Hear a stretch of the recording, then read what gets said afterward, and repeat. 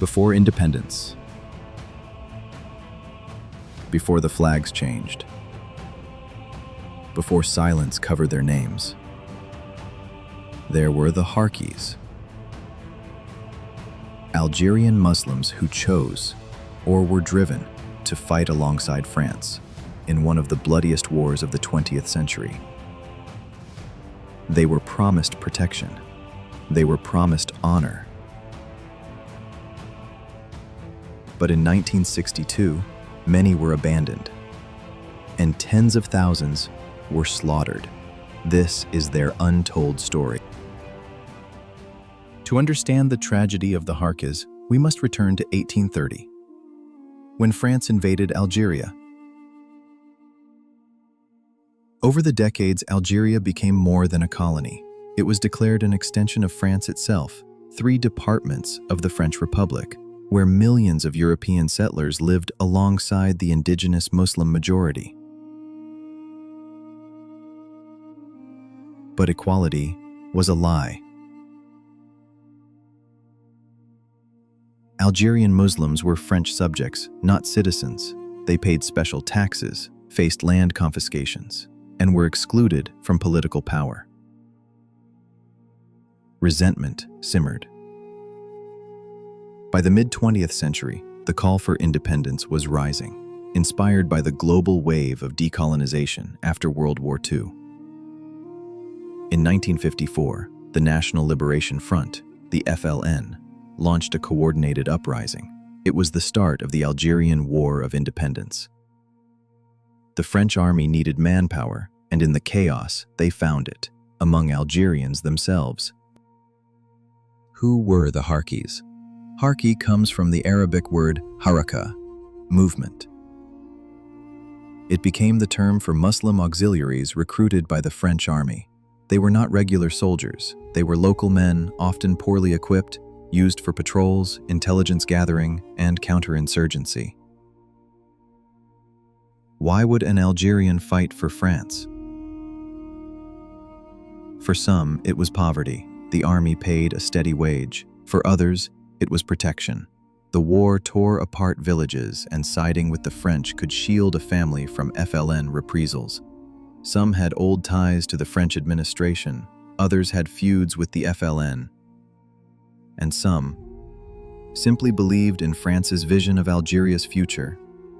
By 1961, there were between 90,000 and 180,000 Harkis fighting their own countrymen in a war of brother against brother. The Algerian War was no ordinary conflict. It was a dirty war, a war of ambushes, reprisals, and psychological warfare. Harkis knew the terrain. They could track FLN fighters through the mountains of Kabylia or the forests of the Aures. Their knowledge made them invaluable to French officers. But it also made them hated. The FLN considered them traitors, collaborators who sold their nation's blood to the colonizer. When captured, Harkis were tortured, mutilated, and executed as a warning.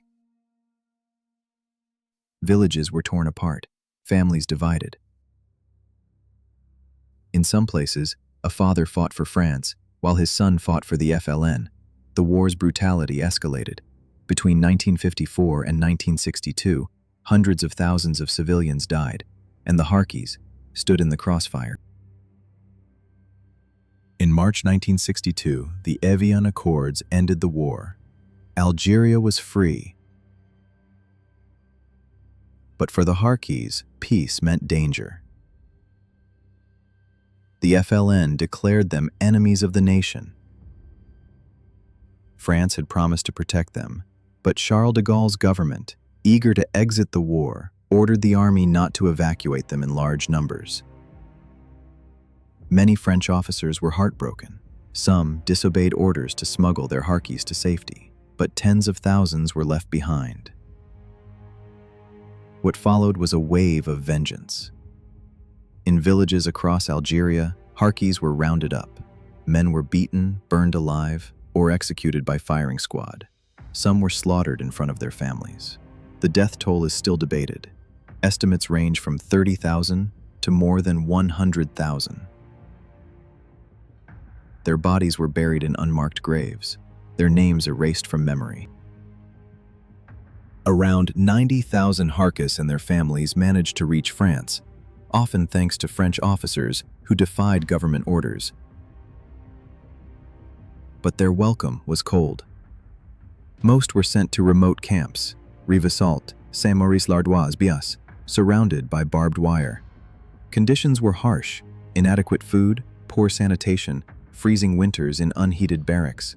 Children grew up isolated, facing racism from French society and shame from their own community. For decades, Harkis were invisible, their sacrifices ignored, their suffering unacknowledged. It took decades for France to admit its responsibility. In 2001, President Jacques Chirac created a National Day of Remembrance for the Harkis. In 2012, Nicolas Sarkozy recognized France's historical responsibility in abandoning them. In 2021, Emmanuel Macron went further, asking for forgiveness and promising reparations. And in 2024, the European Court of Human Rights condemned France for inhuman and degrading treatment of Harki families in the camps, ordering millions in compensation. Yet, for many survivors, no amount of money can erase the pain of betrayal. Today, the descendants of the Harkis face a complicated identity.